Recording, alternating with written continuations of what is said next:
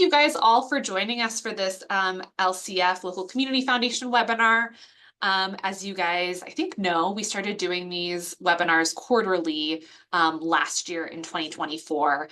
And we really heard from local community foundations across the state that kind of like the annual convenings when we gathered in person were accessible to some, harder for others, especially when they were serving as like a volunteer run organization to get to various spots across Montana. And so we kind of did these quarterly webinars as a chance to, one, just connect as kind of a community of community foundations across Montana, and then also kind of do a deeper hour-long dive into various topics. So last year we did a couple of LCF webinars that were more focused on various fundraising topics, along with communications and marketing and kind of how do you tell your story.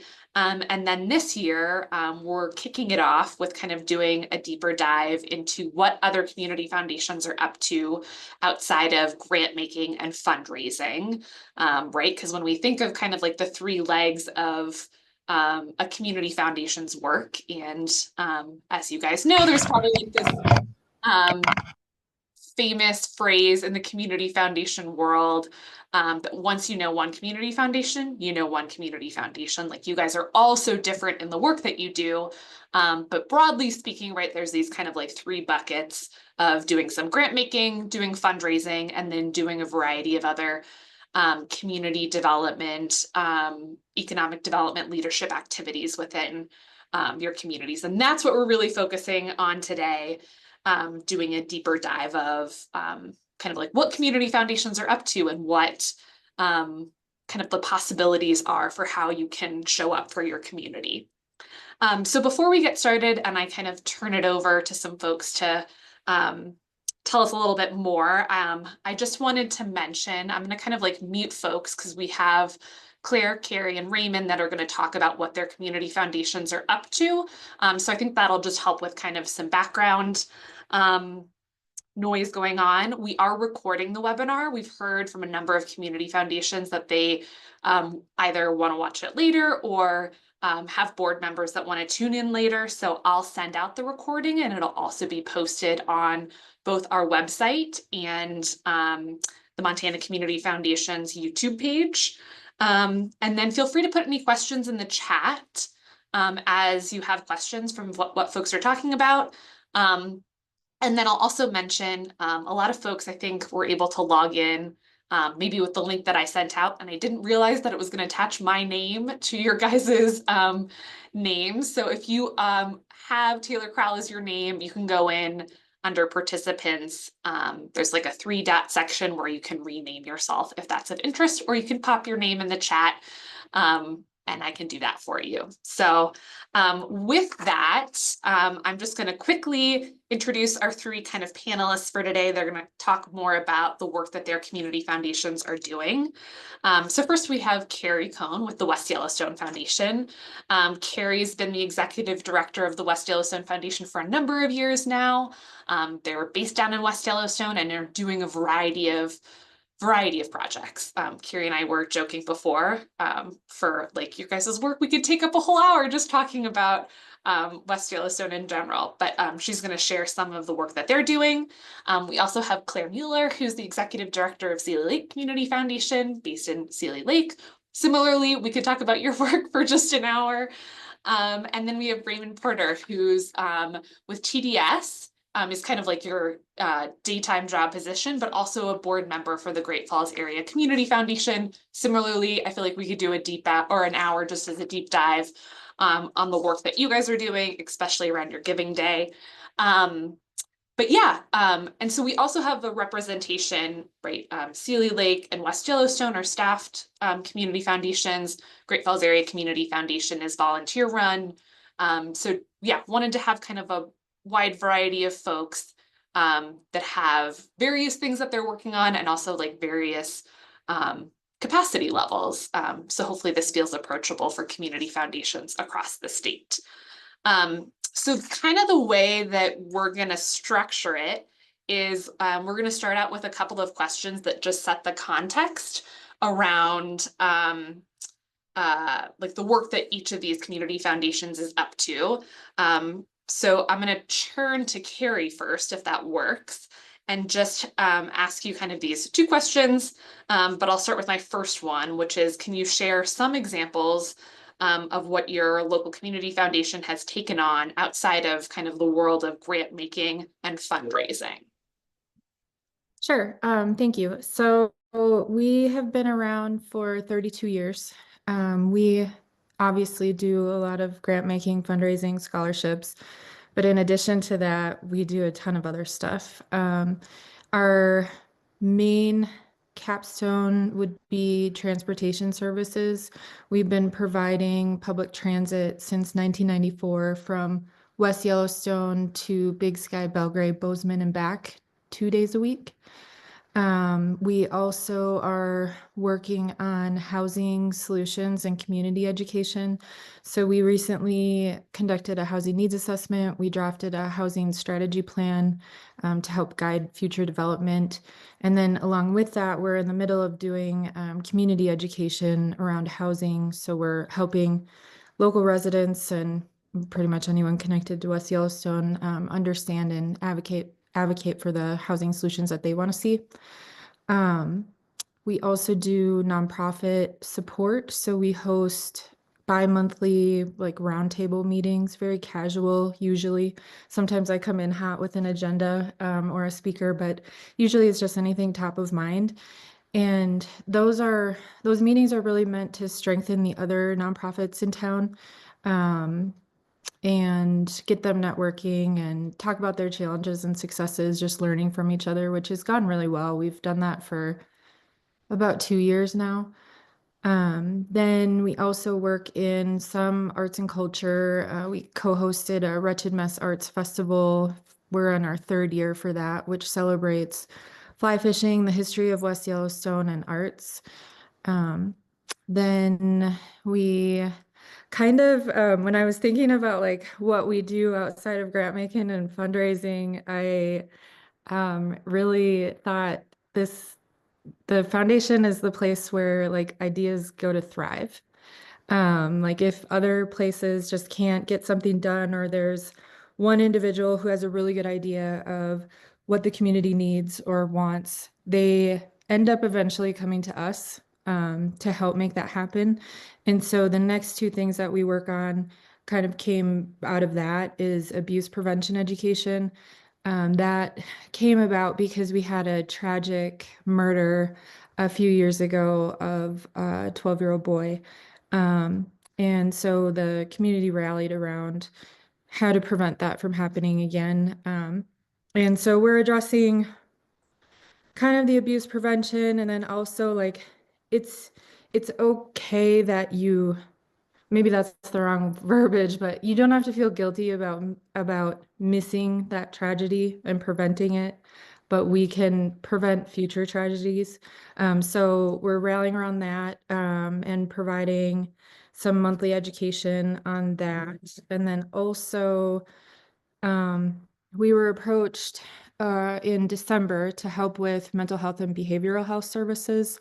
Um, Obviously, that's not our area of expertise, but it's just connecting with others and increasing those resources here in town. And that was it's kind of something that's been underlying and brewing here, but it definitely catapulted to the front of our needs with the recent suicide of an officer. So right now we're just convening those conversations. So all of those things are nothing that I'm an expert in by any means. And so really we're just working on bringing the right people to the table. Thanks, Carrie. And just a quick follow-up question, and I think you kind of talked about this when you were talking about how like the West Yellowstone Foundation is really like where ideas come to thrive.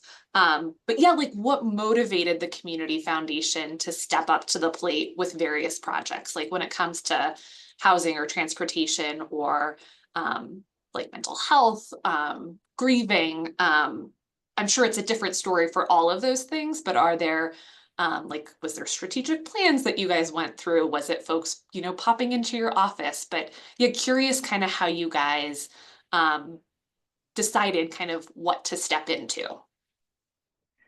Um, some of it is strategic and some of it is just really important work that needs to get done and nobody else was doing it.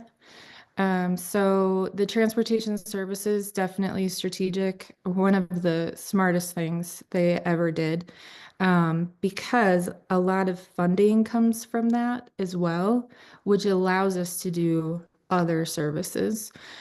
So because of transportation, we were able to get a building with um, a lot of state funding, and that provided us with an office in order to do our work. So it was a lot less fundraising to get that infrastructure in place. Plus, it is providing a very needed service. With the other things, it was just like abuse prevention and the mental health, behavioral health stuff. It's because we have strong connections throughout the town, the region, our state, and we're able to help catapult those projects. Um, Definitely not something that I saw us going in that direction, but being a community foundation, you're addressing the needs as they arise. So you might have a few capstone projects that you have in mind, but there's certainly stuff that comes up that needs to be done, and we're able to do it. Awesome. Thank you, Carrie. Okay. I'm going to give you a pause for a second and then turn to Claire with kind of two similar questions. I'm curious to hear about Sealy Lake Community Foundation and what you guys are working on outside of um, fundraising and grant making. Thanks, Taylor, and thanks, Carrie. That was really great to hear about what you've got going on in West Yellowstone. Cedar Lake Community Foundation, we are celebrating our 25th year in 2025. I've been in this role as executive director for almost 7 years now. Three non-grant making, non-fundraising programs I'll talk about today are glass recycling, our iRide medical transportation service, and coffee and computers volunteer tech support. Glass recycling started in 2021. It's just been going on for 3 years. And basically we partner with a Missoula-based nonprofit to offer 3 glass recycling drop-off dates a year. The community has rallied around it, loved it. We're able to cover all the back end costs of that service, and we have an MOU with a nonprofit so that all the donations received that day are reflected right back out to our local schools. And we've found a donor willing to match all those donations. So in the last 3 years, we've saved 33,000 pounds from the land of glass from the landfill and raised almost $20,000 for our local schools just from glass recycling, which is pretty neat. iRide is a program we've had for 7 years now. It's geared towards medical appointments, and we have 10 volunteer drivers currently that take people in our 2 vans. Most of our ride requests are to go to Missoula for medical appointments, and we have provided over 2,500 rides over the last 7 years. That program is it's geared more towards medical. There was something else I was going to say with regard to the West Yellowstone Transit, but and for our coffee and computers program, that happens monthly, and we have some kind of techie community members who come to the foundation building and just are available to help with general tech questions. And people can come in and there's no appointments needed. Oh, that's what I was going to say about our iRide program. It operates on a demand schedule. We don't have a set schedule. And so we just work around people's medical appointments, and which is really helpful for folks, but also just makes it, I think, pretty logistically challenging of getting people precisely door to door to their medical appointments. So coffee and computers, and that's just kind of a community building and community service that we offer here. We have a beautiful building here in downtown Sealy Lake that we've been in for over 5 years now. Time flies, half a decade. And we have hosted over 300 classes, meetings, workshops here. or we've facilitated them happening here. We have, and so really trying to help have this space be a center for the community and have different groups offer their services and events here too. So Taylor, to your question about what motivated us to step into this role, the iRide has been our longest running program. That came about as a community need back in 2016. Our former executive director worked with Missoula Aging Services and did a community needs assessment for seniors in the community in particular. And it came out that transportation for medical services was a big need. I think it also, I think in a small town, Cedar Lake is unincorporated. So we hear lots of really great ideas, and sometimes it's like, well, which ideas stick? Which ideas can we actually implement? And the reality is funding helps make a lot of dreams happen sometimes. And so we were able to get some really great starter funding to help with that program. And we've grown it slowly over time. We started out with 2 borrowed vans and some seed funding. And now we own 2 vans and we get grant funding, and it's a much more robust program. We just hired a new staff person, Chantel, who started yesterday, and she's going to be our new iRide dispatcher, which is really exciting. And the Coffee and Computers program, that started because our building got hooked up to high-speed fiber internet thanks to Blackfoot Communications when we moved in 5 years ago, and we were thinking about how can we use this to serve the community. We got a grant because our internet bill was so high. When we got a 1-year grant to help with paying for internet, and one of the how can we help bring internet to Cedar Lake was like, let's start these coffee and computer sessions. And it's just kind of held over after that grant, that one-time grant finished up too. So I think kind of ideas that help the community, but also that are a way to bring in funding and have it be sustainable too. Oh, and glass recycling. Glass recycling, that started out as a community grant that we gave to this nonprofit, Recycling Works, to do a 1-year pilot project. So it started out as one of our grants, and it became so popular.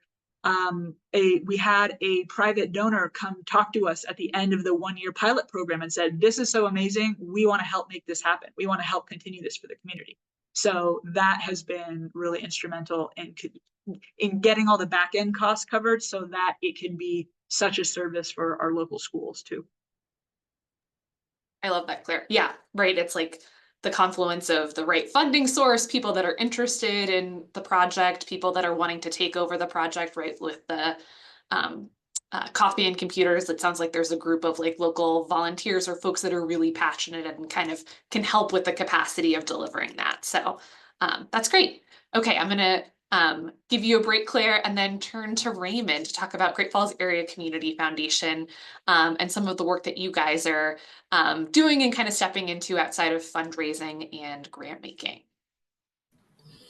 Hello, everyone. My name is Raymond Porter, board member with the Great Falls Area Community Foundation. We serve all of Cascade County, so the majority in Great Falls, but also we've got a couple small towns, Cascade, Belt, Vaughn area, Sun Prairie, and others. The foundation is mainly, we have a endowment with the Montana Community Foundation that we've granted out every fall. That was kind of the bread and butter of what the group did, and we've really expanded in the last couple of years. Our whole idea is to help existing nonprofits help themselves. So we want to kind of gather all the resources together and distribute that in the community. The first way we did that was the Giving Book, and that is just a catalog, like a Sears catalog of all the things you can donate to. And we print that out and drop it off at every accountant and financial advisor's offices, or as many in town as we can. And that's just a great way to show the really diverse nonprofit sector we have in Great Falls. We've got everything from, the C.M. Russell Museum to the food bank and everything in between. So it's really cool to be a part of that and see all the good work that's happening across the state and across the county. The other thing we started doing was a nonprofit training where, and I totally stole this idea from the Sweetgrass County Community Foundation in Big Timber, Montana. They met at the basement meeting room in the library in Big Timber and invited every nonprofit board from the American Legion to all the churches to the Chamber of Commerce, everybody, to just do a board member training 101 with the Montana Nonprofit Association. So what I did when I moved to Great Falls was I booked the basement of the library and invited the Montana Nonprofit Association to give the exact same presentation. And that's really taken off to be we do a winter series and we do a fall series. And we're still providing that board basics one, but we're also tailoring other classes to fit the needs of different board members and also kind of the nonprofit staff, executive directors, fundraisers for different nonprofits.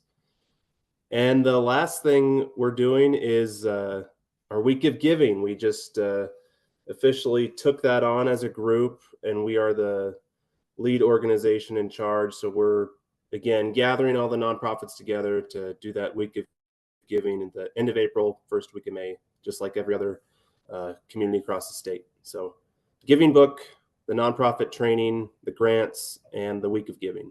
Those are the 4 things we're doing. Awesome.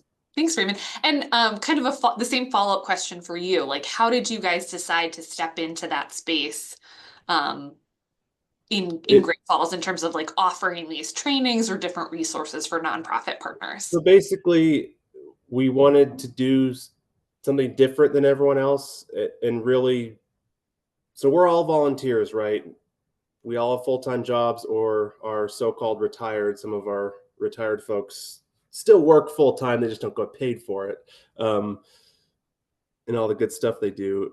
And so we really needed to make sure every minute of our time as a board was actually doing something effective and not trying to reinvent the wheel or copycat someone else. So we saw a huge need to just help boards and help nonprofit organizations help themselves. And everything else, once we kind of identified that we need to help these guys help themselves with education and any funding we can provide, everything else fell into place. And it's very simple of, hey, that's a great idea, but does it help the other nonprofits help themselves? Not really. So let's let someone else do that, or let's worry about that later. Awesome. Thanks so much, Rand. Okay, and then my next question, I think you guys have talked a lot about kind of like some of the impact and success stories from this work, so I'm going to skip kind of chatting about that a little bit more. But I'm curious to kind of go back to Carrie and hear more about like who were your partners in figuring out some of the things that the West Yellowstone Foundation has become involved in. Because, right, like you're not having to reinvent the wheel by yourself in West Yellowstone. I know that you've had so many different different organizations that you've worked with on some of these projects. So I'm curious who those are and like, how did you build those relationships or go about doing that? Everyone. Simple answer. We work on consistent engagement. We work really well with local and regional government. Partnering with the town of West Yellowstone, especially to advance housing initiatives. I talk to House and Senate reps, town leadership makes connections for us too. So when regional people reach out to the town about general West Yellowstone stuff, they'll ask if I want to be involved in that, and I will take absolutely every opportunity I can to talk about West Yellowstone. I speak regularly at the council meetings, so I know that I'm top of mind locally for them. With businesses, I'm engaging in local and national sponsors, not only for funding, but for partnerships and collaboration on projects. For instance, with the mental health stuff, the main person who has tried to push that initiative is a business owner in town. She's now one of our major donors, and they really weren't donating too much around town before that. So that was just a nice perk of that conversation. Community members are obviously important. We encourage support and participation, not only in our initiatives, but other initiatives around town. And we now have a budget line item for strengthening relationships. So that can just mean I'm taking people out to coffee or, I mean, that's really it. I don't spend a lot of money on that because we don't have a lot of money, but I also make sure that along with myself, my board members are out in community. All of us are being seen at local events. We're shopping in local stores, and then just helping others achieve success in their own initiatives. So part of that is like connecting others with other nonprofits, even though I want everyone's money for myself. If it doesn't spark joy to that donor, I'm gonna tell like, hey, you love skiing. There's this really great nonprofit, the Ski Education Foundation. They're awesome. And so I support them in that ways. And then regional and statewide organizations we work with. So obviously we collaborate with the Montana Community Foundation. They've been a really good resource. M&A as well.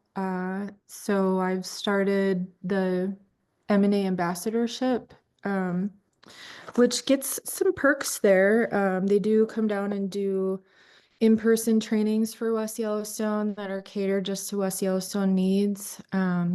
I know that I can call MCF or M&A. Any one of your staff members is going to help me with any wild, weird idea that I might have. And so I don't have to spend the time researching how to do something or what have other communities done, because I know I can pick up the phone and call Taylor and be like, hey, I have this problem. Like, what's your take on it? We also work with the Yellowstone Club Community Foundation and the One Valley Community Foundation too. So it's been nice hooking on to those bigger foundations, so that we're not reinventing the wheel here. And then I just sponge up anything I can from others, and I literally take any opportunity I can to talk about West Yellowstone. And a lot of times that's like just puking our needs at people, but it really helps because then the person I'm talking to is like connecting me with this one person up in Helena that they know that are really passionate about that one thing. Or like the last time I puked information, I got invited to the Gallatin Behavioral Health Coalition, which was about mental health stuff. And now all of those people in that coalition are doing a separate meeting just for West Yellowstone and bringing all the West Yellowstone people to the table and only talking about us. So we don't have to talk about Big Sky or Bozeman. As great as they are, they're not us. And West really gets lost in those conversations. So that's a really great example of how organically it just helps to just keep talking to anyone that will listen. I love that. And am I right in remembering like for some of the housing work that you guys have done, you've done it like in conjunction with the Montana Healthcare Foundation, or is that separate? Okay. Yeah. Okay. Yeah, so that also came about by puking information out there. I was talking with HRDC and they advocated for us to the Montana Healthcare Foundation for grant funding. And so they actually approached us, like, we heard what you want to do. We want to fund this. And that's what we've been working on for the last 2 years with their funding. And then also with HRDC's expertise, like none of that could have been done without those experts, because I'm the first to tell you I'm an expert in none of these things that I've been talking about, but I surround myself with smart people and that's been working out so far.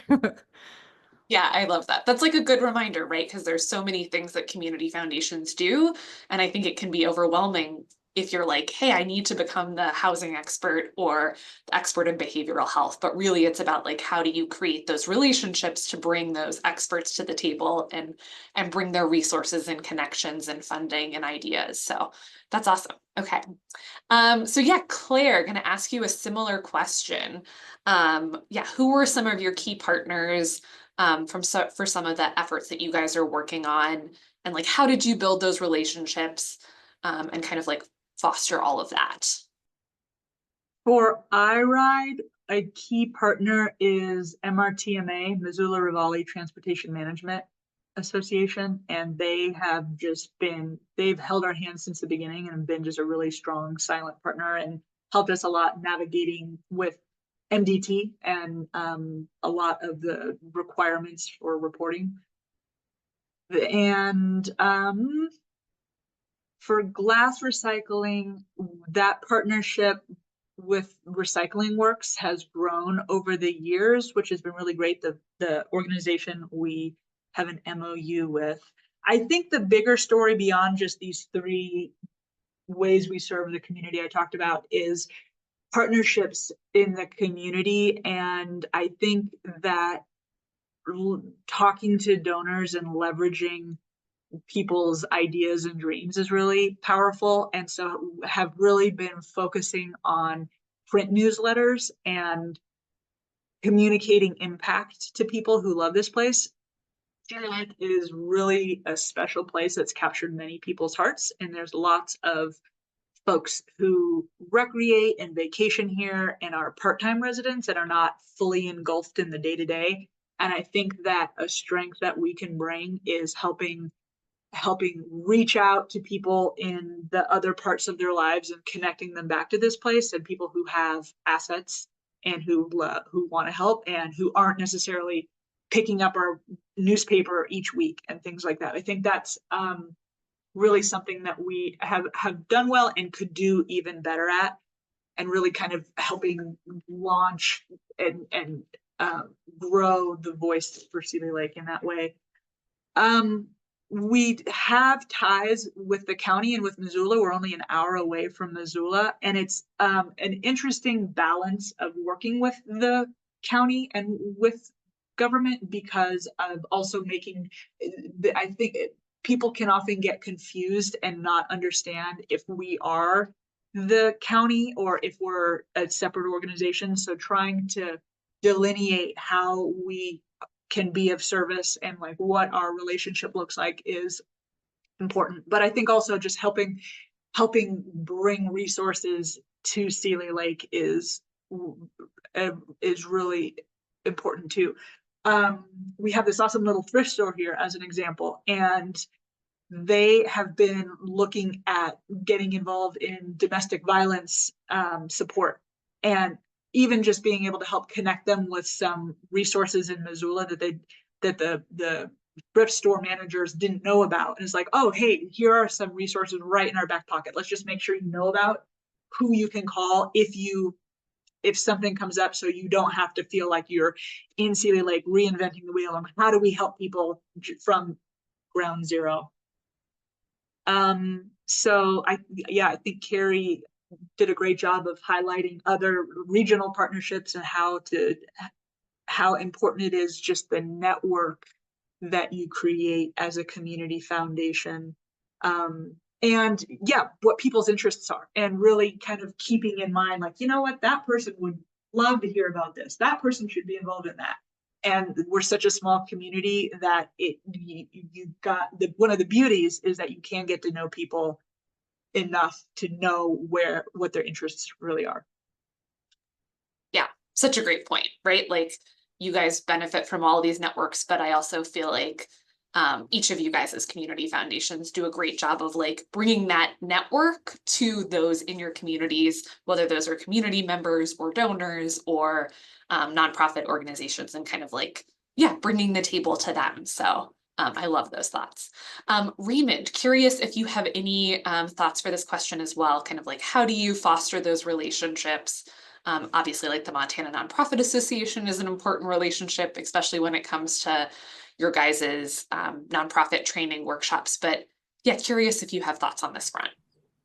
A huge partnership for the Community Foundation has been with the Chamber of Commerce and their Leadership Great Falls program. I think every large chamber has one.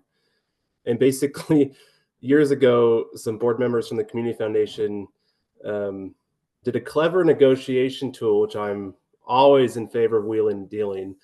They said, we'll give you money for your stupid project if you can convince some foolish people to join our board.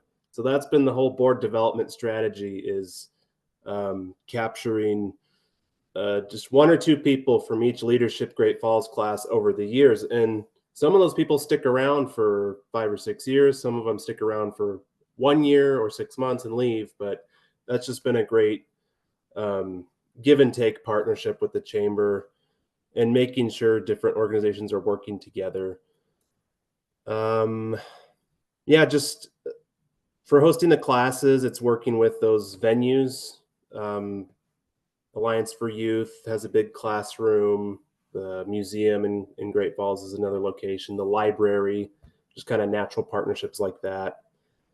And yeah, really leaning on the Montana Community Foundation for anything we need. It's my new hobby, just to email Taylor. And we've made Jim come over from Havre, Jim Bennett with the Montana Community Foundation, to explain giving, and the Montana Nonprofit Association also has been a key partner. So our local chamber, the Montana Community Foundation, and the Montana Nonprofit Association are three biggest partners in our success, in addition to, all of our nonprofit friends here in Great Falls. Awesome. Thank you, Reed. Okay, I have one final question, and then I know that we have a couple questions in the chat. And so, yeah, if anybody else has thoughts, I'll go through those after I ask my final question. But yeah, if anybody has other questions, feel free to put them in the chat, or you guys can come off mute in just a second.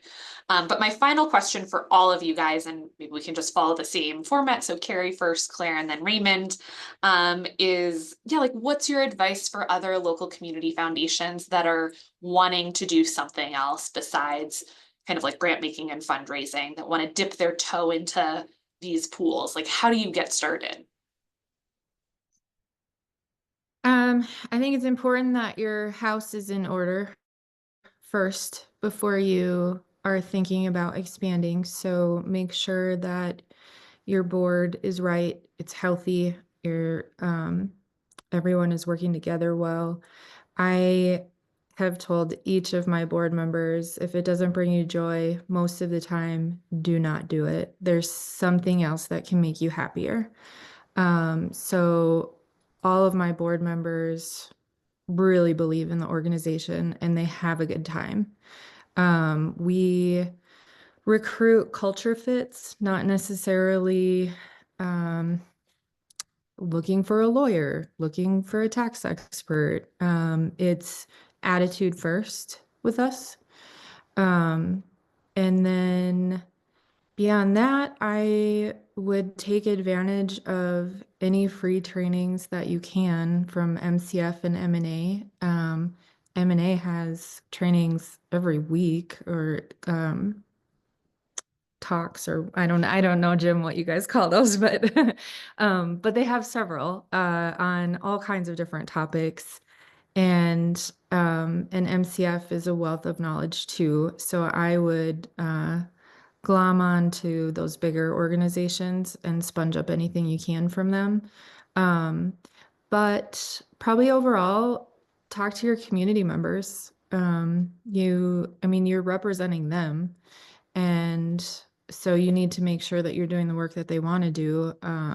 And then they'll come along with you if you've built those relationships. So like, be honest and transparent. Obviously, you could identify community priorities like with needs assessments. That was super helpful with our housing assessment. We're also going to be doing some kind of needs assessment during our strategic planning in May for our community. So our consultant is actually interviewing a bunch of community members to kind of give us a score sheet on how we're doing and what they think we should be doing.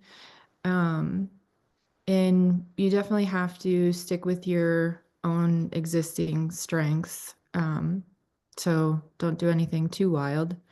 Or maybe do everything wild. I don't know. I don't know what the secret sauce is. But I know that it's worked for us to be honest, transparent, and first and foremost, I'm building relationships. Um, and then from there, I mean, great things have happened. I love that. Yeah. And like clearly you guys know some of the secret sauce because you've got something good cooking down there in West Yellowstone. But Claire, similar question for you. Like, how do folks get started with some of this work? I will say to start small. When I started in this role 7 years ago, I talked to Tracy Timmons with Red Lodge Community Foundation pretty shortly after there was a LCF convening in Red Lodge in 2018, and asked her, like, how have you done all this? And she said, remember, I have been here for 10 years. And that has really stuck with me, that it just is kind of the daily grind and just bit by bit by bit and building and building and building over time. I think consistency is key. And I think that it's like for our little community, there's so many big dreams here and there's so many things people want to see.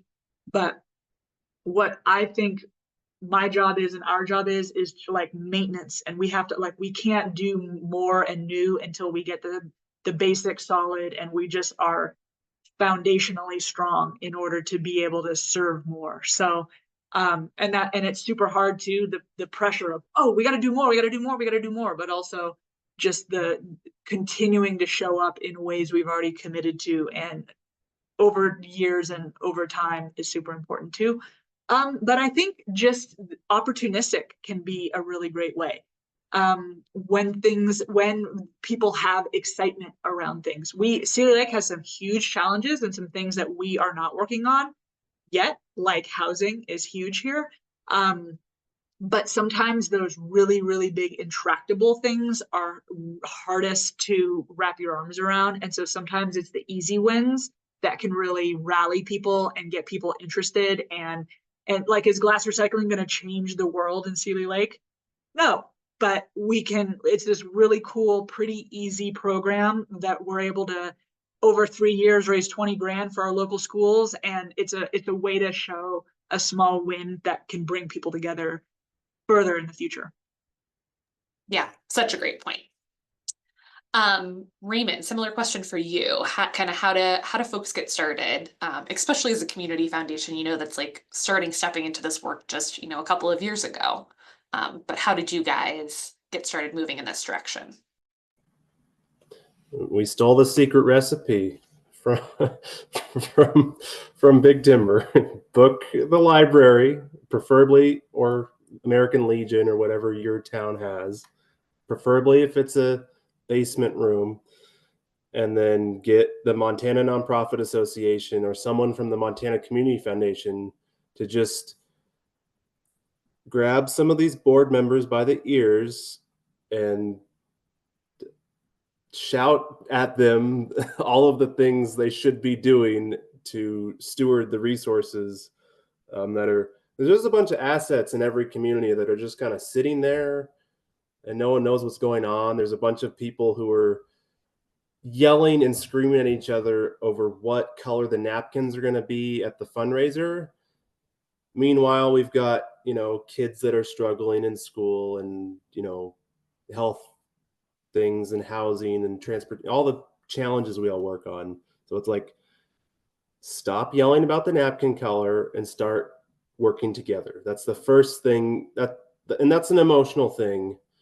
And they won't listen to you, but they'll listen to Shelby from the Montana Nonprofit Association, or they'll listen to Taylor from the Community Foundation. They won't listen to you, but they'll listen to someone else. So bring someone else in, and stop arguing about the napkin color. Great points. Yeah, I think oftentimes, having some sort of outside voice can be really helpful because then you get to step back and be a more neutral participant or observer. And I think your second point around like, yeah, focusing on the bigger issues, like we can spend all of our time oftentimes on boards, like debating the napkin cover or color, excuse me, and all those smaller things without kind of getting to either that like foundational work that's important to make sure that your community foundation is set to do these other projects, or kind of tackling those other projects. So great advice. Okay, we have about 13 minutes left for some questions for folks from the audience. So we had two that came in the chat. So Judy Berg with the Mark County Community Foundation was curious if anybody has thoughts on like, how do you figure out how and when to host different programs? Like, yeah, the how and when of doing various things.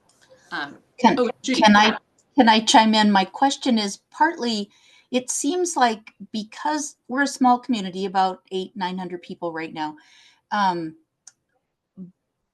but it's really hard to find a time to get people together.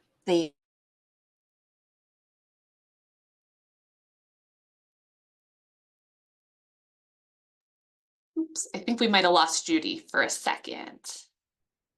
We'll see if she pops back on, but I think the gist of the question is maybe like, yeah, like how do you schedule something when it works for folks, which I feel like isn't often, it's a conundrum that we struggle with, even when planning stuff like this. But any thoughts on that front? I can take a crack at that one.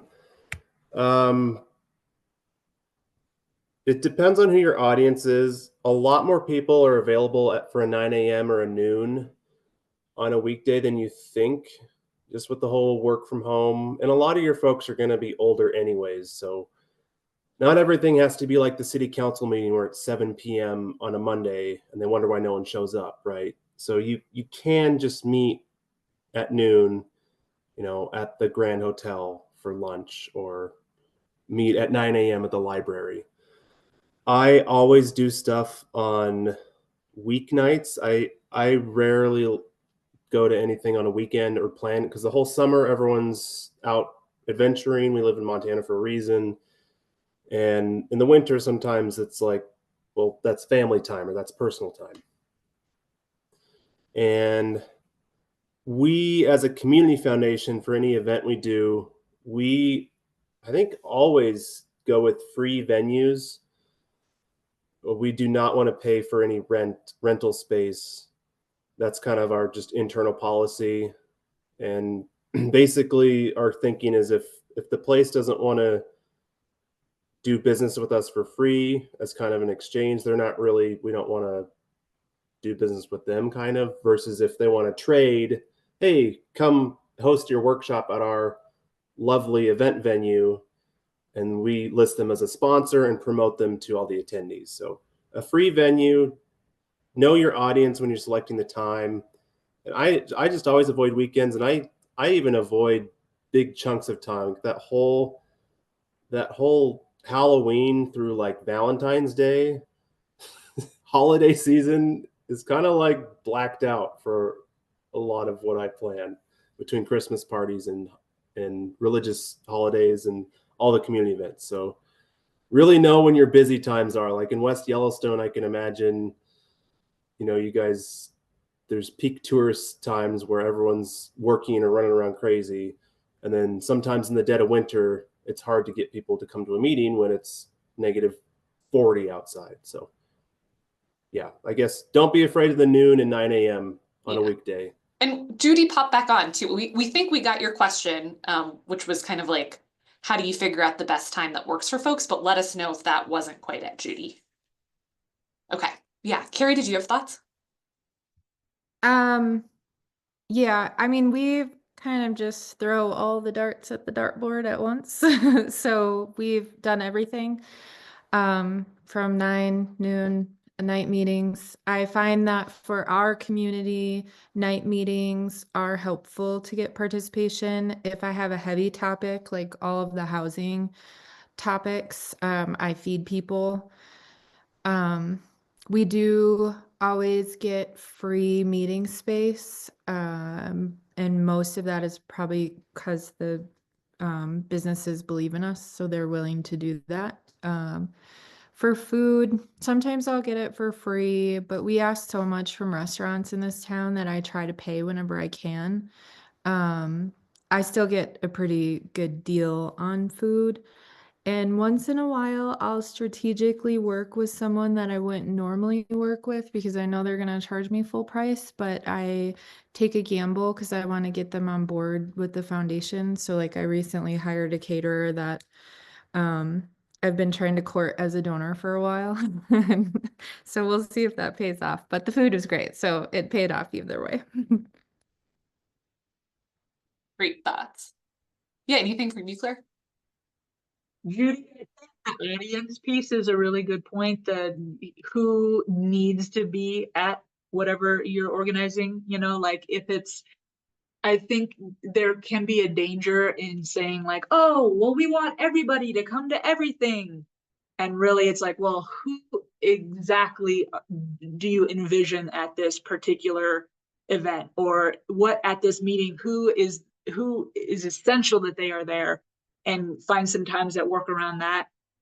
The people who want to go will go, but just really being thoughtful in, rather than just like everybody, just really what your audience is for that particular instance. Great point. Okay, and then we had one other question from Bill. So Bill's with Muscle Valley Community Foundation over in Roundup. Bill said very inspiring stories and work, but he's curious, is there any important unmet need in your community that you would like to address, but for some reason you can't? Time and money is always a constraint. We're a very, very, very small staff, so most of the things that I mentioned are all under me. So that definitely puts a damper on some projects that I would like to take on, but you can only do what you can do. I mean, if you take it all on, you're not going to do anything well.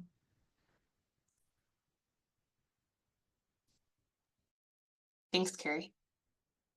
There's a lot in Sealy Lake that would be wonderful to work on. Housing is a huge need around here. The sewer is something that comes up a lot. That's something our board has been looking into a lot recently. I think that the mill closed this year, the biggest employer in town in 2024. That was huge. So 100 people lost their jobs. We did a little bit to help. We helped bring the Missoula Job Service here for 4 months to help people with resume writing and get access to unemployment. But it's just the tip of the iceberg. I think a huge need that I see in this community is coordinating help for kids. There's a lot of people who love funding kids' activities and want kids to succeed, and there's not a lot of collaboration among some of the different funders for kid or potential funders. And I think that could be a really great way to harness energy in Sealy Lake. I think that there's tourism and local economy is huge as well, and how to help local businesses thrive here year round. There's a huge list of things that people want to see for Sealy Lake. Yeah, mine for Great Falls definitely would be just youth in general. That's a huge topic, from nutrition to mental health to, just lots of broken families out there in the world. And that's not necessarily something money can fix, but might help. and because Claire already mentioned it, now I have to make it more special. In Great Falls, a lot of nonprofits and public schools and a lot of our private and public resources are just going to transportation. We're just going, cars are going around all the time. The Boys and Girls Club has to send vans to pick people up and drop people off, and the school buses are running around. And then in terms of pedestrian safety, Great Falls, we have the most parks out of any town in Montana, because we're like the only city that was not a railroad town or a mining camp. We're actually planned as a city. So there's parks. but the kids can't get to them from their front door because you're going to get freaking hit by a truck, you know? So I would say just the kids not being able to be kids and go out and run around and play. And we basically turned every mom into a taxi driver, and we spend probably hundreds of thousands of dollars, if not millions, on school buses and vans, and just literally turning money into gasoline and then burning it. I feel like what a lot of is what we're doing. So the community foundation can't help with that, but that's my soapbox rant for the day. Thanks, Raymond. Okay. Yeah, curious if there's any last questions. I also want to be respectful of folks' time. Yeah, we've had some nice comments. Just Todd with Redwater Community Foundation over in Circle. He says, it's been great to hear your positive stories and efforts. We greatly appreciate your time to help us. You are appreciated. Shan says, thank you for sharing. So yeah, Jim's clapping, which is perfect. But yeah, massive thank you to Carrie, Claire, and Raymond for sharing your perspective from your community foundations. Just to kind of wrap up from the Montana Community Foundation's perspective, I just want to encourage any community foundation that's tackling projects like this to continue to stay in touch with us, because oftentimes we'll know about capacity building efforts or funding opportunities that might be available for these projects. Like, for example, the Montana Healthcare Association, MSU Extension, and NeighborWorks Montana is running this like rural housing lab right now that's kind of helping folks walk through a very similar process that Carrie did down in West Yellowstone, thinking about like, how do you do a DIY community-led housing needs assessment? So oftentimes we'll know about stuff like that and want to kind of plug you into those efforts. I often try to send those out in email, but there's some that we don't quite catch. Similarly, right, like if you're interested in doing a nonprofit training with the Montana Nonprofit Association, we've had a lot of collaborative conversations with M&A staff and might have the capacity here at MCF to like help bring that to your community and pay for maybe like M&A's travel time, stuff like that. So if you're interested in those efforts, please reach out and let me know.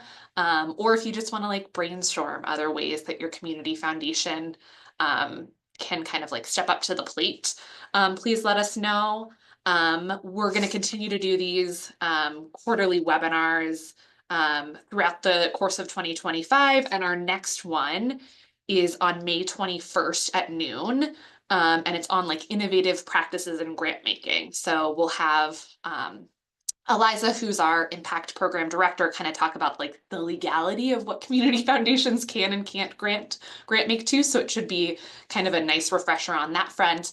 And then we're hoping to have my colleague Kylie from the Women's Foundation kind of talking about some of the more kind of like innovative grant making practices that they're doing in terms of like multi-year funding. And then hopefully one of our friends from the Greater Polson Community Foundation who started to do a little bit more like trust-based grant making, right? So partners that they've granted to for many years, instead of having to like submit an application, they just kind of like trust those institutions to do grant making or to do their work in their community. So they give them a small grant for like general operating expenses without an application process. So we'll talk about kind of that whole world of grant making on May 21st. So hope you guys can maybe join. Carrie has put her contact information in the chat, which is awesome. And I'll also follow up in the follow-up email and include Carrie, Claire, and Raymond's information in case you have any follow-up questions. Again, we'll send the recording out. And I think that that's all I have. So thank you guys again for spending your hour with us to share your knowledge, Carrie, Claire, and Raymond, and for everybody else for tuning in. Okay, thanks guys. Have a nice one.